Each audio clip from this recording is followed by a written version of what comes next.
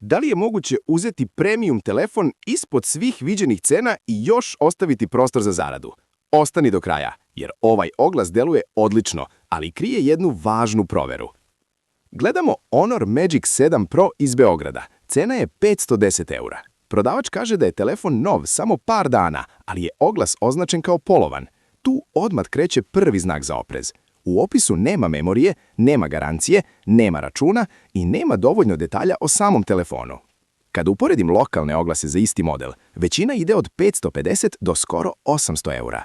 Prosek relevantnih lokalnih ponuda je oko 671 eura.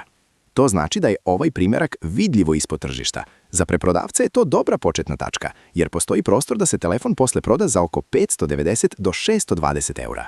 Ako ga uzmeš za 510 eura i prodaš konzervativno za 590, ostaje ti oko 80 eura bruto razlike.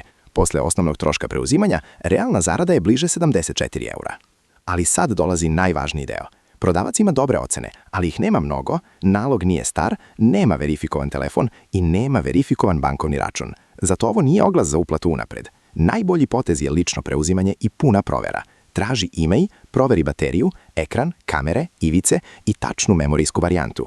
Ako je sve čisto, ovo je dobar flip. Ako nije, mala marža nestaje odmah.